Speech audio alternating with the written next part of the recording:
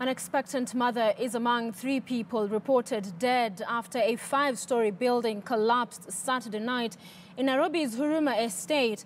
The building had been earmarked for demolition. Caroline B. was at the scene and brings us that story.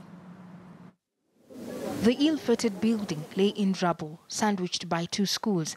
It had been condemned for destruction, but laxity in its demolition led to the death of 3 people, among them a couple expecting a child. The walls of the 2 schools had to be demolished for the bulldozer to access the collapsed building. The bulldozer and rescuers drawn from various private and government departments dug through the rubble, pulling out mattresses, broken beds and household items. Disturbed residents and curious onlookers stood nearby and watched. And nearly 10 hours after the 5-story building collapsed, a lifeless body of a man was pulled out of the ruins, raising the death toll to 3. Poor and illegal construction has often been blamed for the crumbling of apartments, and this one here was no better. The building had actually been earmarked for demolition, and tenants ordered to vacate the 5-story building as soon as possible.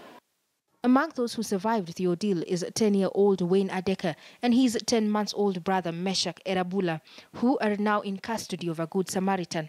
The last memory he has of his father, Moses Simo, is him ordering them to vacate the building. His mom, a nighttime cleaner who the county government had left for work when the incident happened. Niliweza kushika mtoto na nikampeleka kwa hema yenye tumetengeneza ya ushauri na nikaweza kuambiwa nirejeste nikuje nao kwangu wapate chakula. Mimi nilipoanga nimelala, mama akajitayarisha akaenda kazi 6. Alafu mimi babangu akamka asubuhi akaenda kuangalia gorofa palikuwa imeanguka. Kurudi akatuambia gorofa imeanguka, mimi nikaamka. Na huyo mtoto wetu alikuwa analia nikamchukua. Rescue operations began at night with residents helping in digging through the debris before professional rescuers reached the scene. Their efforts were, however, hampered by the lack of a building plan in the area. Structures are literally crammed together. Tulisikia tu sauti kubwa, mgurumo tu, tukashindwa kwa nini mtu ameanguka juu ya mabara. Hao wenye walikuwa wamekaa hapo tulisikia walikuwa wameambiwa wahame. Jua hizo floors za juu hazikuwa na watu. Wenye wamesomea mambo na kujenga, wajenge na vitu zenye zinastahili ambazo sio kujenga tu hivyo na ni binadamu tunaishi ndani. But for a country that has had similar tragedies in the past, it is expected that the authorities will swing into another round of demolition of buildings they deem unfit for occupation.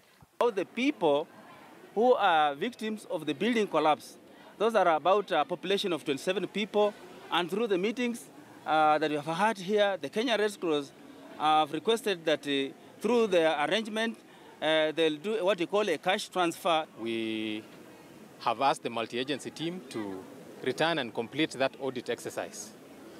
Once that exercise is complete, we will make a decision about the buildings that are unsafe. It is not the first time such a tragedy has hit Huruma. In 2016, a 6-story building collapsed, killing nearly 50 people. Caroline B., KTN News.